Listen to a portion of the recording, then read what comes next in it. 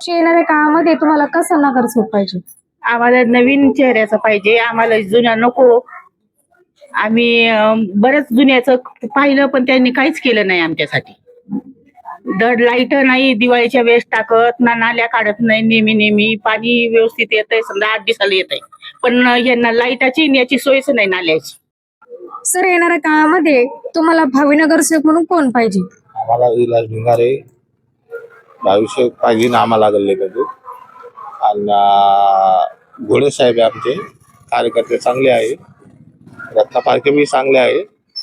काही विकास बरेच लोक आले आमच्या गल्लीत, त्यांनी काही विकास केला नाही.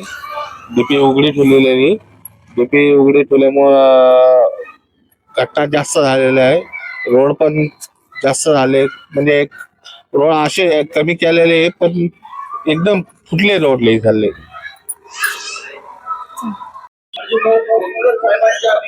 हा प्रभाग क्रमांक 15 आहे.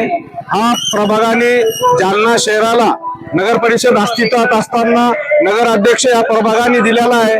आणि या प्रभागाचा, या वार्डाचा विकास बघा. ही इथलं नगरपालिकेची शाळा आहे. हे हा परिसर बघा तुम्ही कसा स्वच्छ, मुलं खेळतात, मुलाला ग्राउंड नाहीये, इथं स्वच्छता आहे. समोर बघा. आणि इथल्या नगरसेवकांनी कुठलाही विकास केला नाहीये.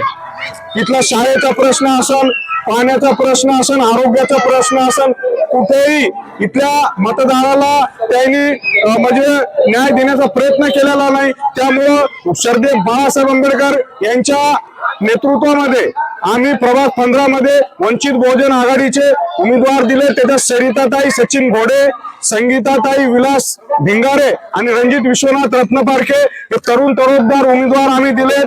यांच्याकडून समाजाला, मतदाराला अपेक्षा आहेत आणि येणाऱ्या काळामध्ये आम्हाला विश्वास आहे. हा प्रभागाचे लोक आम्ही ज्यावेळेस लोकांना भेटायला फार मोठा उत्साह आहे. आणि लोकांमध्ये हे मुलं बघा, हे शाळेतली मुलं, ही शाळेची अवस्था बघा तुम्ही.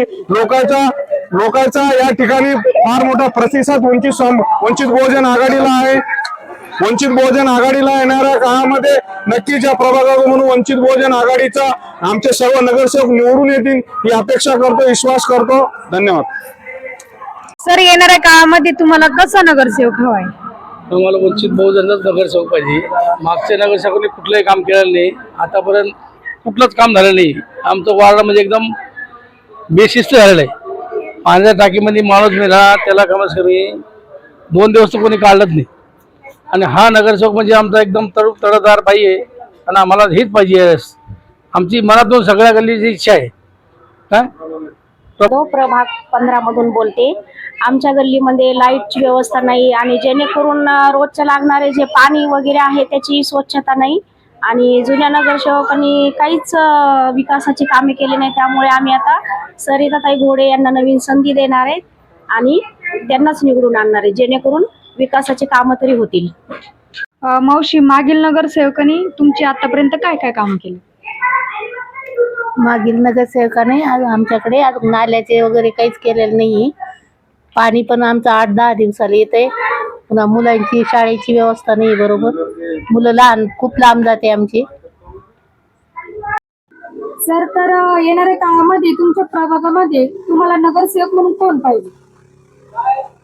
नगरसेवक म्हणून आम्हाला आता बाळासाहेब आंबेडकरवर आमचा विश्वास असल्यामुळे आम्हाला वंचित बहुजन आघाडीचे उमेदवार आले तर चांगला. क्रमांक 15 मध्ये तुम्ही वंचित बहुजन आघाडीतर्फे उमेदवारी अर्ज दाखल केला आहे. तर तुम्ही नागरिकांसाठी काय काय सुविधा येणाऱ्या काळामध्ये करणार आहात? मी विलास भिंगारे वंचित बहुजन आघाडीकडून उभा आहे. हे रोड मागच्या नगरसेवक लोकांनी हा रोडचे बिलं उचलून, बोगस काम करून बिलं उचलून घेतलेले आहे. इथं नाल्या काढत नाही, इथले ढापे गायब आहे, त्याने बिलं उचलून पुढे आपलं घर भरून घेतलेले आहे. घाणीचं साम्राज्य खूप आहे. कोणी येत नाही इकडे. इलेक्शनच्या दिवशी येते समजा, तर वंचित बहुजन आघाडीला यावेळेस चारच द्या, आम्ही शोर निवडून येऊ.